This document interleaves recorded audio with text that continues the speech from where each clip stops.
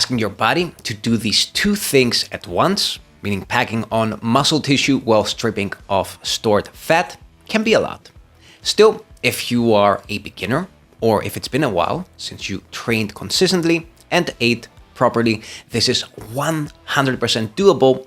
And the reason I know is because not only have I done it myself, but we also help people do this every single day. So if you want to learn the exact steps of how to build muscle while losing fat without any of the fluff, if you want advice that is applicable in the real world for people like you and me that have a life and responsibilities beyond fitness, plus you'd also like to know how to do this without even having to join the gym, keep watching. Hey guys, before we dive into today's video, if you want to build a rugged, strong and lean calisthenics physique with simply a pair of gymnastic rings and adjustable dumbbells, even if you're a complete beginner who can't do a single pull-up or has to lose some weight, then make sure you grab our brand new free guide, link in the top comment below. First of all, in order to lose serious fat effectively, no matter what other people might tell you, you have to be in a calorie deficit, meaning you want to be eating less calories than you burn. Now, there is a small exception to this rule here. I'm talking about a specific type of skinny fat people, but this is a topic that I'll be covering in the next video. So if you're new here, make sure you subscribe and stay posted. Now, there are two ways that you can approach a calorie deficit. Number one, you can do it fast, starving yourself until you eventually start binge eating your way back to your original weight, oftentimes even gaining more, which is what about 80 to 90% of people do. Or number two, you can follow a balanced, slow, but steady pace with manageable hunger that also gives you a chance to build proper habits in place of the old ones so you don't end up back where you're currently at. To achieve this, you want to aim at losing 0.5 to 0.8 of your total body weight per week, meaning if you're, let's say, 100 kilos, you want to be aiming at losing half a kilo to 800 grams per week.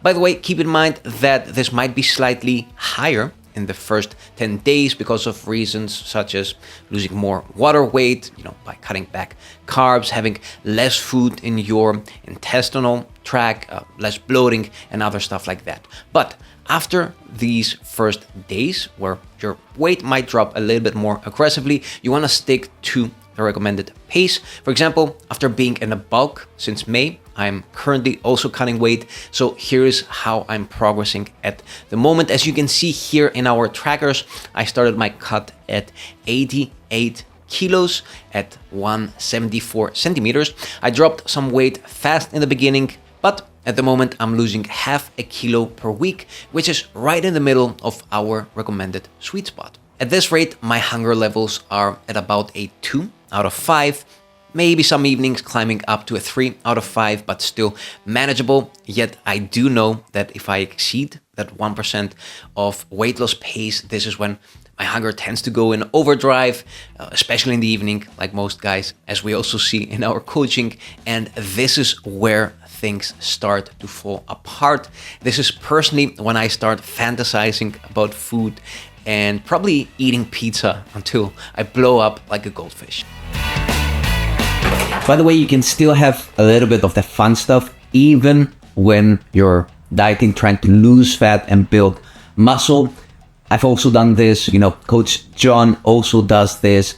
There are two ways basically to do it, depending on the person, the personality. Coach John, for example, likes to eat a little bit of something every day, like a cookie, which is his favorite snack. For me, I like to eat a bigger meal once or maybe twice a week, still within reason, taking into account that this has to be fitted into your weekly calories. For this purpose, we also have a refeed day for our trainees. So once again, no reason to go to extremes, everything with moderation. By the way, if you would like to work with us one-on-one to put together a proper diet and workout plan to build muscle, lose fat, gain quality weight, whatever your goal might be, and overall to improve your life quality, then you can find an application below, fill it in, and book a free consultation call with my beautiful face. We can talk about your goals, figure out exactly how to get you there, and see if we're a good fit. Once again, application in the top pinned comment below. Alright, so since we covered weight loss pace, let's move on to weight loss quality. And what I mean here is that there are, again, two ways to lose weight. You can do it in a way where you are also losing a lot of muscle instead of even gaining any. This is not what we want. This way, you just end up more skinny, fattier, as I like to say. Plus, if you're over 40, probably also with a more aged, sagging looking face. Or you can do it in the right way, carving out not only a more rugged, strong and lean physique, but also an overall healthier and more vibrant appearance.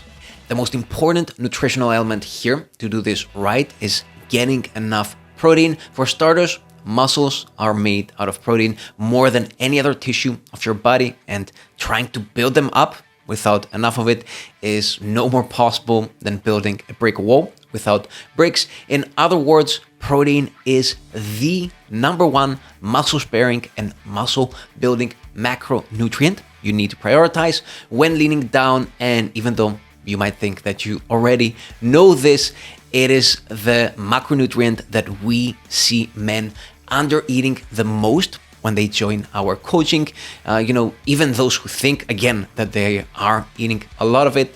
And when your basic needs are barely met, which your body, of course, will prioritize, there simply isn't any protein left for the rest of the muscle building process. This is why a lot of guys, even those who are putting in the work, see very little progress. Once again, a lot of people don't know this, but especially if you are in a calorie deficit, the amount of protein required to build muscle can be more than triple of what you normally need.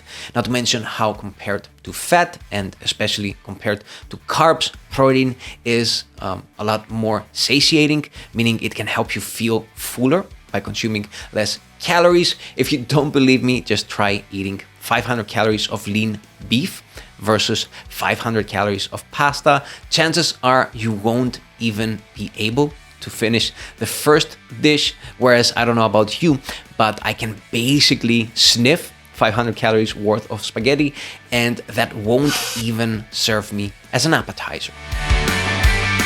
The best way to build muscle when you are in a calorie deficit, and as we said, if you are a regular guy with other things to do during the day other than just train, is supersetting compound exercises. And if you focus on the right exercises by covering the 6 essential human movement patterns, it is also the best way to carve an aesthetic, rugged, strong, and lean physique. The great thing about training this way is that you can do it all from the comfort of your own home, or even better, combining outdoor and indoor workouts as Coach John and I do, and as we help other people do in our online coaching.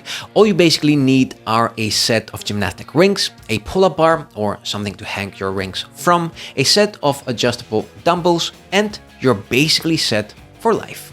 In terms of exercises, number 1, leg-assisted, negative, and band-assisted pull-ups are great beginner options for working your way up to a regular pull-up and sculpting your back and arms.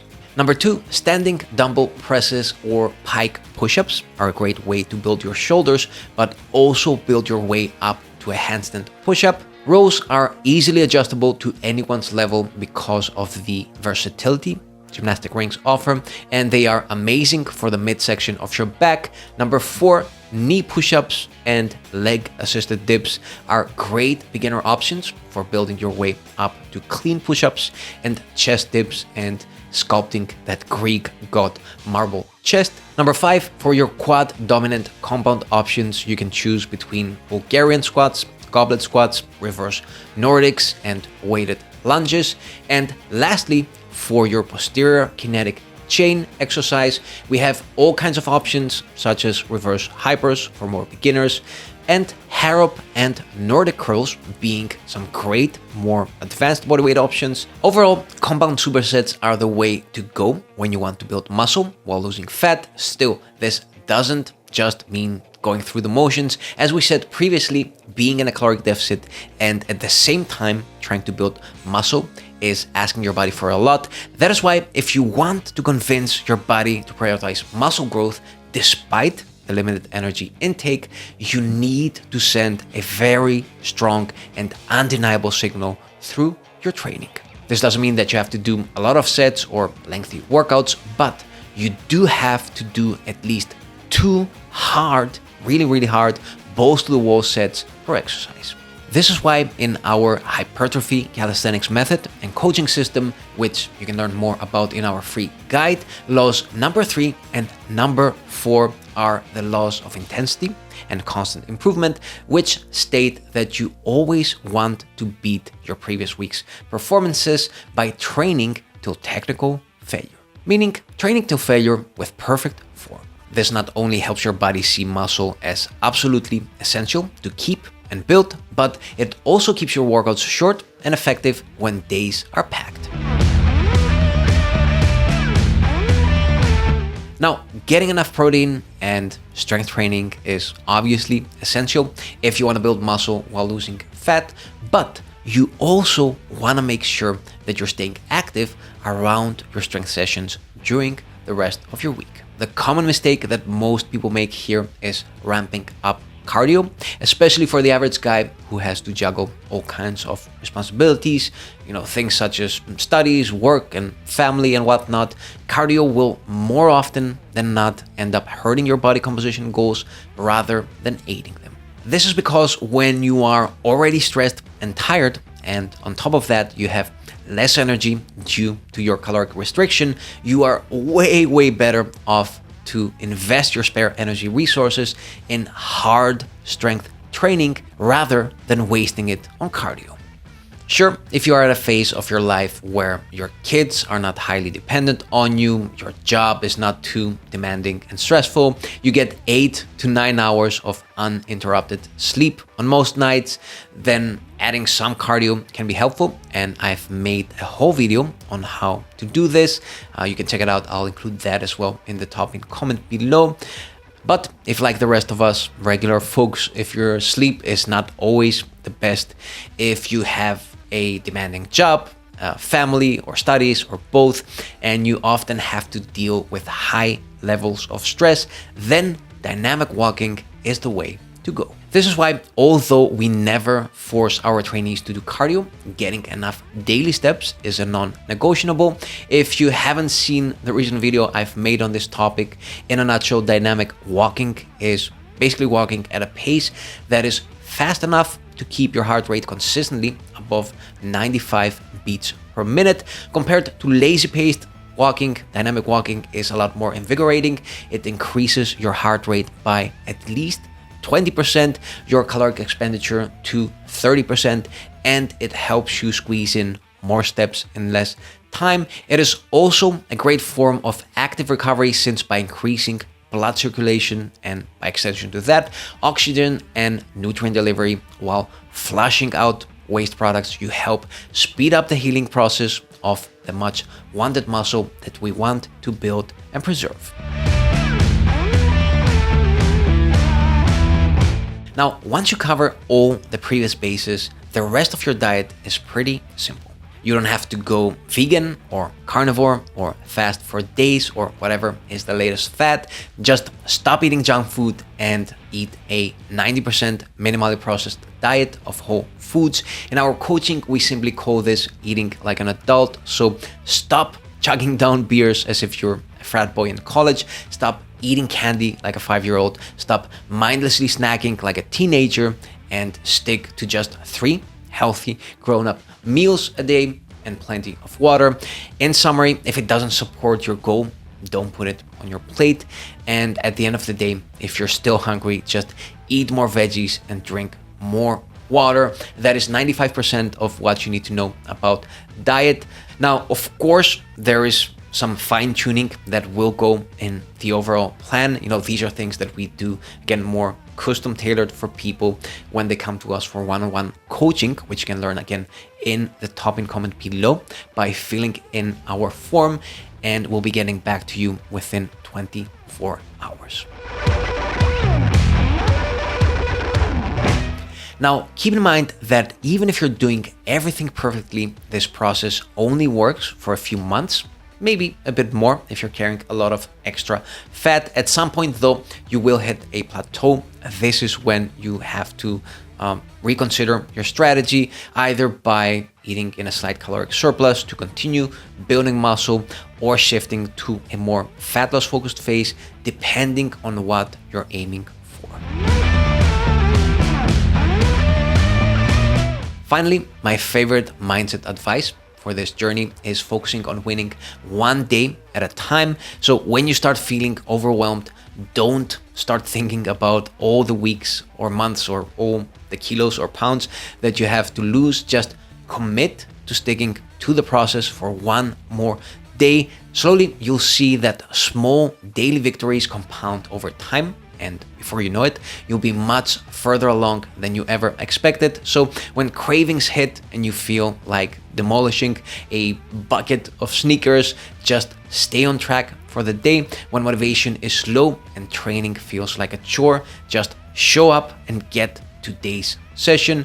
And if you mess up a meal or even a whole day, that is also okay. It is, human. It can happen. Just do your best to get back on the track right after, or as we say, never miss twice.